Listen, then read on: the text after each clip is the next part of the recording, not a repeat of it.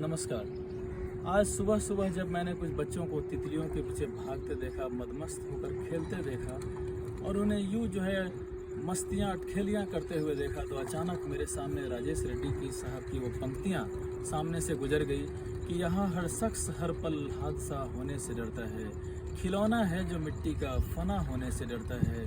मेरे दिल के किसी कोने में एक मासूम सा बच्चा बड़ों की देख कर दुनिया बड़ा होने से डरता है। आखिर वो क्या बात है? राजेश रेड्डी साहब की ये पंक्तियाँ जो है, मैं समझता हूँ कि हम सब लोग जो है उसके प्रति जागरूक हैं कि हम सब की सबसे अच्छी जो जीवन की कुछ समय थे वो उनका बचपन ही था, चाहे हमारा हो या आपका हो। इन बच्चों में एक अल्हड़पन है, एक मदमस्ती है। ये बच्चे जो है ये इनका तितलियों के पीछे इस कदर भागना, शादियों में सारी सारी रात जागना, इनका छोटी छोटी बातों पे हंसना और रोना, और बरसात में पानी में कागज़ की अपनी एक नाव होना, इनकी बात ही अलग है। लेकिन भाइयों, बड़े होने पे जो मस्ती बचपन से जब आप बड़ा हो रहे हैं तो जो बढ़ना चाहिए था वो कहीं ना कहीं आप देखते हैं कि घटता चला जाता है और आप तरह तरह के समस्याओं में उलझ कर रह जाते हैं और वो जो गोल सा मुस्कुराता चेहरा था कहीं ना कहीं लंबा होता जाता है। क्या कारण है इसके? जब हम राजेश रेड्डी साहब की अगली पंक्तियां देखते हैं तो उसी में जो है वो आगे लिखते हैं, न वश में जिंदगी इसके न काबू मौत पे इसका, न वश में जिंदगी इसके न काबू मौत पे इसका, मगर इंसान फिर भी कब खुदा होने से डरता है। अजब ये जिंदगी की कैद है दुनिया का हर इंसान, रिहाई मांगता है और रिहा होने से डरता है। यानी कि आप रिहाई तो आपको चाहिए, आपको लिबरेशन चाहिए, लेकिन उसके तरीके आप नहीं अपनाते। खुदा कब होने से डरता है, आप जगह जगह फैसले लेने से चूकते नहीं, आप खुद को खुदा ही समझने लगते हैं और इसलिए जो है मामला कॉम्प्लिकेटेड होता जाता है। ये बच्चे जो है, ये बच्चे मैं समझता हूँ कि हर किसी के जीवन के सबसे सुनहरे जो पल थे वो उनका बचपन था। लेकिन हम सबको बड़े इस बात पे नाज है कि हमारे जो है अगली पीढ़ी के जो लोग हैं, जो हमारे भविष्य हैं, वो इस कदर इठला रहे हैं, खेल रहे हैं। लेकिन भाइयों, तब ये मन दुखी हो जाता है जब सुबह सुबह आप अखबार खोलते हैं और आप अखबार में देखते हैं कि कोटा में 4 और बच्चों ने किया सुसाइड। कोटा में 1 साल 2 महीने के लिए 2 महीने के लिए टेस्ट पर लगा रोक। ये क्या बात है? ये ऐसा क्या हो रहा है? ये भी कोई उम्र है सुसाइड करने की? ये उम्र था खेलने कूदने का, मज़े करने का। आप पढ़ाई करते हैं, अच्छी बात है, कॉम्पिटिटिव युग है, लेकिन इस समय बच्चों में इस तरह का डिप्रेशन होना, इस तरह का भाव जगना कहीं ना कहीं जो है आपको सोचने पे विवश करता है कि इसके लिए कौन जिम्मेवार है। एक तो बात है कि उनके माता पिता और अभिभावक तो चिंतित हैं ही, सिर्फ वही नहीं, ये इस देश के माथे पे चिंता की लकीरें हैं कि आखिर जिम्मेवार कौन? क्या वो माता पिता जिन्होंने अपनी अपेक्षाओं का भार कुछ ज़्यादा ही उन पे डाल दिया है? क्या माता पिता के जो सपने थे जो कभी वो पूरे नहीं कर पाए, कुछ बनने की जो चाहत थी, क्या वो बच्चों से है? क्या वो शिक्षक जिन्होंने मामले को कुछ ज़्यादा ही कॉम्पिटिटिव बना दिया है और बच्चों पे लोड बढ़ गया है? क्या ये पीयर प्रेशर है? आप अपने आसपास के बच्चों को देखते हैं और देखते हैं कि जब आप अपने पीयर्स ग्रुप के साथ कॉम्पीट नहीं कर पा रहे हैं तो कहीं ना कहीं आप अवसाद में चले जाते हैं। क्या बच्चों ने अपने आप से बहुत ज़्यादा एक्सपेक्टेशन पालना शुरू कर दिया है? क्या हमारा ये जो हमारे हथेलियों में पूरी दुनिया इंटरनेट के रूप में है, क्या ये टू मच इन्फॉर्मेशन है? क्या ये आपको एक शॉर्टकट जीवन की तरफ धकेल रहा है? आप चीज़ों को एनालाइज नहीं कर पा रहे हैं और आप जैसे एक वर्चुअल वर्ल्ड में रहने लगे हैं? क्या ये बात है?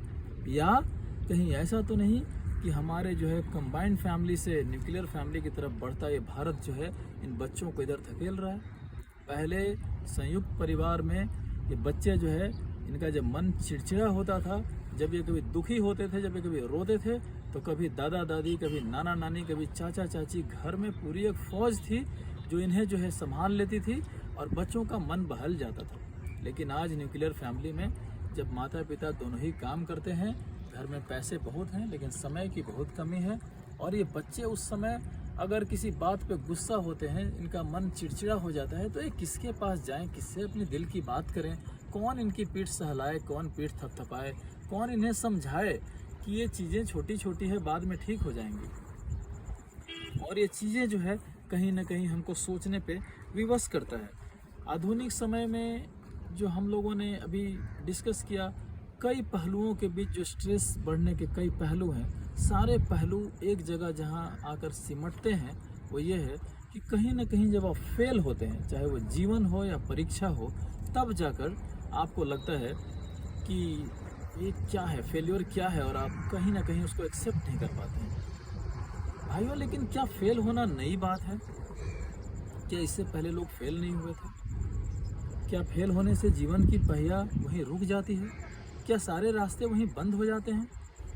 क्या हमारे पास नायकों की एक लंबी फहरिस्त नहीं है जिन्होंने शुरुआती फेलियर के बावजूद भी चीज़ों को ठीक से समझा, खुद को सहेजा और सफलता की एक नई गाथा लिखी?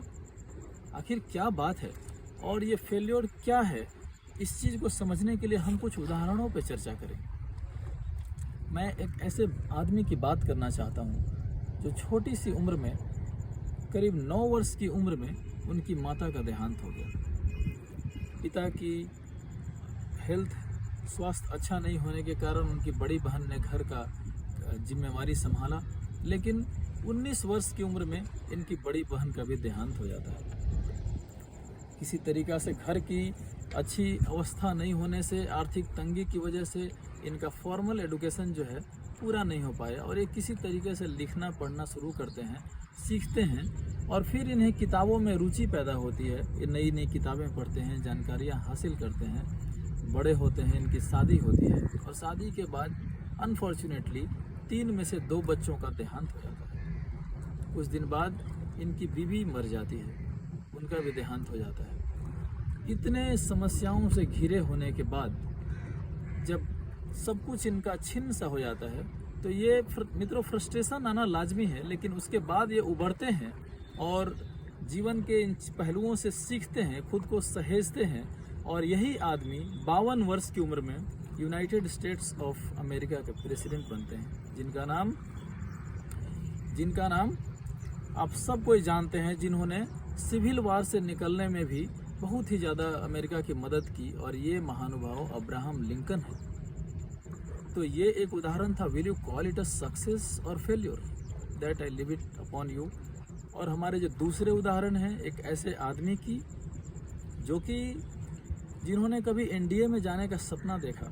एनडीए एग्ज़ाम के लिए वो घर से निकल पड़ते हैं, और वहाँ जब इन्हें मालूम चलता है कि जब इनका नहीं हुआ है, जब ये फेल हो जाते हैं, तो ये डिसक्वालीफाई होने के बाद बिल्कुल निराश हो जाते हैं, हताश हो जाते हैं, और सामने की एक मंदिर की तरफ चल पड़ते हैं। मंदिर में पुजारी जी इन्हें खाना खिलाते हैं और पूछते हैं कि बेटा क्या हुआ। जब ये कहते हैं कि पुजारी जी मेरा एनडीए में नहीं हुआ और ऐसा लगता है कि मेरा जीवन यहीं खत्म है। आखिर क्या पुजारी जी से जानना चाहते हैं कि आखिर क्यों नहीं हुआ? जब मेरी तैयारी पूरी थी तो मेरा सिलेक्शन क्यों नहीं हुआ? पुजारी जी ने कहते हैं कि बेटा तुम किसी और बड़े चीज़ के लिए बनाए गए हो, ईश्वर तुम्हें और भी बड़ी चीज़ देना चाहता है। और ये आदमी मेहनत करते जाते हैं, और यही आदमी भारत के मिसाइल मैन श्री अबुल कलाम के रूप में जाने जाते हैं, जो कि बाद में भारत के राष्ट्रपति भी बनते हैं। तो हमारे पास ऐसे उदाहरणों की एक लंबी लिस्ट है, हमारे पास बैक बेंचर्स की एक लंबी लिस्ट है, कि जिसमें आप देख सकते हैं कि स्टीव जॉब्स का नाम आता है, जो कि शुरुआती फेलियर, स्कूल में बहुत एक्सीलेंट परफॉर्मेंस नहीं था, लेकिन बाद में ये एप्पल के फाउंडर बनते हैं। हमारे पास मार्क जुकरबर्ग का उदाहरण है, जो कि स्कूल में बहुत ही औसत दर्जे के विद्यार्थी थे, लेकिन बाद में ये फेसबुक के फाउंडर बनते हैं। और हमारे पास ऐसे कई उदाहरण हैं, हमारे आसपास कई ऐसे लोग हैं जिन्होंने ऐसा बहुत कुछ किया है। हमारे पास सोनम वांगचुक का उदाहरण है। सोनम वांगचुक ने ऐसा एक विद्यालय खोला है जिसकी एलिजिबिलिटी है असफल होना, और ये जो है दूसरों को चुनौती दे रहे हैं। ये इस पूरे सिस्टम को, परीक्षाओं के इस सिस्टम को एक चुनौती पेश कर रहे हैं कि आप अगर दूसरी परीक्षाओं में असफल हो गए हैं तो आप सोनम वांगचुक के विद्यालय के लिए आप सफल हैं, उसके क्राइटेरिया में फिट बैठते हैं। और सोनम वांगचुक ने एक ऐसे आदमी हैं जिनके नाम से 400 से ज़्यादा पेटेंट हैं। इनोवेशन के दौर में इनसे इनोवेटिव आदमी भारत में बहुत कम ही है। ऐसे ऐसे उदाहरण हैं। आप अपने आसपास भी ऐसे लोग देख सकते हैं कि खुद पे हम सभी अगर पीछे मुड़कर देखें तो ऐसा मालूम होगा कि जीवन में हम सभी कभी न कभी फेल किए हैं, और वो फेल्योर ही है जो हमको जो है यहाँ तक पहुँचाया है। आप जो यहाँ तक पहुँचे हैं उस फेल्योर का बहुत योगदान है। वहाँ से आप बहुत कुछ आपने सीखा, उस फेल्योर ने आपको सिंचित किया, संवर्धित किया, और इस तरीके से उस फेल्योर का बहुत ही योगदान है। Life is a roller coaster full of ups and downs, and the beautiful thing is both are not permanent. अगर आप अप पे हैं तो आप सतर्क रहें, डाउन आने वाला है, और अगर आप डाउन पे हैं तो धैर्य रखें, एक दिन आप ऊपर भी जाएंगे। सो लाइफ एक ऐसी चीज़ है जिसमें आप सपने देखते हैं। सपने देखना बुरी बात भी नहीं है, लेकिन एक और भी बात है, यदि आपके सारे सपने पूरे हो जाएं तो आप यकीन करें आप पागल हो जाएंगे। ये बात सुनने में थोड़ी अटपटी लगती है, लेकिन कई बार आप जो सपने देखे होंगे उसके पूरा नहीं होने पे आपने ज़रूर बोला होगा कि thank God it didn't happen my way, because उसको आप वर्तमान में जीते हैं, और भविष्य की कल्पना जब आप करते हैं तो चीज़ों को पूरे परिप्रेक्ष्य में, एक बड़े परिप्रेक्ष्य में, पूरी संपूर्णता में नहीं देख पाते हैं। और इसलिए सपने पे हमारी एक देश की बड़ी कवित्री कविता तिवारी जी ने क्या खूब फरमाया है कि सपने तुमको बहकाएंगे, लेकिन सपनों में खोना मत। संकट आएंगे जाएंगे, हर एक बात पे रोना मत। यदि थोड़े झंझावातों में पथ छोड़ोगे डर जाओगे, सपने त्यागे बन गए भीरू तो बिना मौत मर जाओगे। यदि एक बार विश्वास भरो, युग अपलक तुम्हें निहारेगा, लेकर भविष्य ही स्वर्ण थाल घृत से आरती उतारेगा। तो ये बात है कि आप सपने देखें लेकिन सतर्क रहें। और एक बात और भी ध्यान देने की बात है कि अगर आपके सपने बड़े हैं तो अगर आपको बड़ी इमारत बनाना हो तो उसकी नींव मजबूत करनी होगी। अगर आम के फल मीठे चाहिए तो आपको फल पे नहीं बल्कि उनकी जड़ों पे और मिट्टी पे काम करना होगा। और इसलिए इन चीज़ों में जब आप पढ़ते हैं कि समस्या की जड़ कहाँ है, तो सबसे अच्छा आपको अपने पुराणों, वेदों और धर्म ग्रंथों में ये जड़ जो है बहुत ही आपको इजीली समझाया गया है। जबकि भागवत गीता में योगेश्वर श्री कृष्ण कहते हैं, एक श्लोक मैं सुनाना चाहूँगा कि कर्मण्येवाधिकारस्ते मा फलेषु कदाचन मा कर्मफल हेतुर्भूः मा ते संगोऽस्त्व कर्मणि। इस कविता की, इस श्लोक की दूसरी जो पंक्ति है, इससे हम सब परिचित हैं कि कर्म करो, फल की चिंता मत करो। कई बार ठीक से नहीं समझने के कारण इस पे मीम बनते हैं, इसका मजाक भी उड़ाया जाता है, जो आज के संदर्भ में ऐसा लगता है कि मैं कैसे ऐसा कर्म करूं बिना फल की चाहत लिए। लेकिन जब आप कविता की श्लोक की पहली पंक्ति से जुड़ते हैं तो इसका जवाब मिल जाता है। कर्मण्येवाधिकारस्ते, कर्मण्येवाधिकारस्ते माँ फलेषु कदाचन, यानी आपका अधिकार सिर्फ कर्म पे है, आपका अधिकार फल पे नहीं है। और जिस चीज़ पे आपका अधिकार ना हो उसकी प्राप्ति लिए अगर आप कर्म करेंगे तो कहीं ना कहीं कर्म में आपकी जो है डेडिकेशन थोड़ी कम हो जाएगी। और इसलिए इसमें कहा गया है कि आप सिर्फ जो है कर्म करें, क्योंकि फल बहुत चीज़ों से निर्धारित होता है। अगर अधिक बच्चों के संदर्भ में मैं बात करूं, अगर वो तैयारी करते हैं, पूरी मन से तैयारी करते हैं, लेकिन जब परीक्षा में जाते हैं तो वहाँ पे बहुत सारे फैक्टर्स आ जाते हैं। हो सकता है कि क्वेश्चन जो है आपके जो आपने पढ़ा उससे थोड़ा अलग पूछ दिया हो सकता है आपकी तबीयत उस दिन बहुत अच्छी नहीं हो सकता है कि आपने प्रदर्शन अच्छा किया लेकिन किसी और ने आपसे बेहतर प्रदर्शन किया। कई बातें हैं। इस श्लोक में ये भी कहा गया है कि फल प्राप्ति की आकांक्षा नहीं होने से कहीं आपका जो काम है उसमें आपका डेडिकेशन कमज़ोर नहीं होना चाहिए, इन एक्शन नहीं होना चाहिए, यानी आपका डेडिकेशन फुल हो लेकिन ध्यान सिर्फ वही हो। और इस तरीके से you should do your work as your duty and then you leave the rest upon the universe and what you get back from the universe you accept it very calmly and again do the best. इसलिए विवेकानंद जी कहते हैं work incessantly, लगातार काम करो करो करो और सिर्फ करो। इसलिए बाइबल में भी कहा गया है कि ask you will get, search you will find, knock the door and it will be open.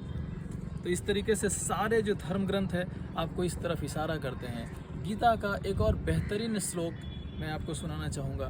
बुद्धि युक्तो जहाति उभे सुकृत दुष्कृते तस्मात् योगाय युज्यस्व योग कर्मसु कौशलम। यानी कि आपकी पूरी बुद्धि जो है आप इस बात में लगा दें कि कैसे मैं समभाव प्राप्त करूं, हार और जीत में एक जैसा रहूं। मैं मानता हूं कि एक जैसा रहना मुश्किल है, लेकिन कम से कम हार को भी जो है उसके स्वीकार करें। और इस तरह से बुद्धि योग के द्वारा आप पहले तो ये ताकत लगाएं कि कैसे संभाव आए, और उसके बाद बोलते हैं योग कर्मसु कौशलम। कुशलता से काम करना ही योग है। आप अपने को जो है कर्म में डेडिकेट कर दें, न्यौछावर कर दें। और इसलिए यही पंक्ति अटल बिहारी वाजपेयी हमारे माननीय पूर्व प्रधानमंत्री जी भी कहते हैं, न हार में न जीत में किंचित नहीं विचलित में, कर्तव्य पथ पर जो मिला यह भी सही वह भी सही। ये भी इसी श्लोक का दूसरा रूपांतरण है। और आप अगर इससे हमको यही लेसन मिलता है कि बच्चों को आखिर क्या कहा जाए, तो आप बच्चे जो है कुछ योग को अपने जीवन में आत्मसात करें, कुछ अपने इर्द गिर्द की चीज़ों से जुड़ें, प्रकृति से जुड़ें। और संभाव, परीक्षा में संभाव रखना मुश्किल है, हार और जीत में एक जैसा रहना मुश्किल है, लेकिन खेलों में ये बहुत ही सहजता से देखने को मिलता है कि आप पूरे समर्पण से खेलते हैं, और जब आप हार जाते हैं तो still you lose nothing and you can still start a new game with the same energy. तो ये जो संभाव है, मैं बोलूँगा कि बच्चों को परीक्षाएं कितनी भी कड़ी हो, कंपटीशन कितना ही स्टिफ हो गया हो, लेकिन आपको कहीं ना कहीं जीवन में खेलों को रखने की ज़रूरत है। और कुछ पुराने दोस्त जो सफ़र में थोड़े पीछे छूट गए हों, हो सकता है वो आपके जैसे सफल ना हो, लेकिन उनसे भी जुड़े रहें, क्योंकि वहाँ दिल का मामला होता है और बड़े खुलकर आप बात कर पाते हैं। इसलिए किसी बड़े आदमी ने बोला है कि दोस्त ना मिल सकें वो शोहरत व शामा न हो, दोस्त ना मिल सकें वो शोहरत व शामा न हो, द्वारका क्या है जहाँ कोई सुदामा न हो। तो इस तरीके से भाइयों, जब मैं बच्चों के इस कृत्य पे सोचने बैठा तो पता नहीं कैसे जीवन की पहली कविता मेरे अंदर से फूट पड़ा। और वो कविता जो है मैं आपको सुनाना चाहूँगा, जो मैंने 2-3 दिन पहले ही लिखा है। जीवन के इस होड़ में, भागम भाग के दौड़ में, कौन सही कौन गलत, बड़ों की बनाई इस बड़ी दुनिया में, बड़े बड़ों की उजड़ गई सल्तनत। बच्चों ने मगर इस खेल को समझा नहीं, कौन रुक कर बतलाए इन बच्चों को फ़कत। छीन लिया इनकी अमीरी फ़कीरी और इनका बचपन, इन बातों पे मगर फैसले कौन करे। हो इनकी भी मासूम सी स्वतंत्र अदालत, हो इनकी भी मासूम सी स्वतंत्र अदालत। यानी एक अदालत हो जो इस तरीके का फैसले करे, इस तरीके छोटे छोटे चीज़ों पे भी ध्यान रखा जाए। जीवन है तो हार और जीत का खेल है, धरा और गगन का मेल है। कुछ बच्चों ने इस पेशो पेश में हथियार डाल दिए हैं। बच्चों का मगर ये कैसा खेल है वक्त कहाँ ये समझने समझाने को, कौन समझे वक्त की ये नजाकत। निःशब्द ही सही पर शब्दों की इस दुनिया में है बच्चों की मगर ये मौन बगावत। हो इनकी भी मासूम सी स्वतंत्र अदालत। वो कल जो आज था फिर वो आज से कल हो गया, वो कल जो आज था फिर वो आज से कल हो गया। माँ बाप का चंद्रयान चांद पर उतरने से पहले विफल हो गया। बड़ा बनने की होड़ में जहाँ हर कोई सही है, कौन करे इन बेजुबानों की वकालत। हर पेड़ साल नहीं और हर नदी समंदर नहीं होता, हर पेड़ साल नहीं और नदी समंदर नहीं होता। है नदियों की मगर एक अलग ही रवायत, है अलग सी मिठास बुझाएं सदा धरा का प्यास। है नदियों की ये अलहड़ मदमस्त सी आदत। इन बातों पे मगर फैसले कौन करे। हो इनकी भी मासूम सी स्वतंत्र अदालत, हो इनकी भी मासूम सी स्वतंत्र अदालत। ये माना किताबें तो तुमने पढ़ी है, मैं ये बच्चों को कहना चाहता हूँ, ये माना किताबें तो तुमने पढ़ी है। इम्तिहानों की भी एक लंबी कड़ी है, एक परीक्षा में फेल होने के बाद दूसरी परीक्षा भी आएगी। ये माना किताबें तो तुमने पढ़ी है, इम्तिहानों की भी एक लंबी कड़ी है। कबीर सूरदास ने कभी न छुआ था, किताबों ने उनको मगर खूब पढ़ा था। हम सब जो है कबीर और सूरदास जी की एक एक श्लोक पे जो है पीएचडी करते हैं। आपकी सबसे बड़ी डिग्री ऐसे चीज़ों पे मिल रही है जिसने जो है किताब और कलम छुआ नहीं है। कभी कबीर जी बोलते हैं मसी कागज छुयो नहीं, कलम गयो नहीं हाथ। तो कबीर सूरदास ने कभी ना छुआ था, किताबों ने उनको मगर खूब पढ़ा था।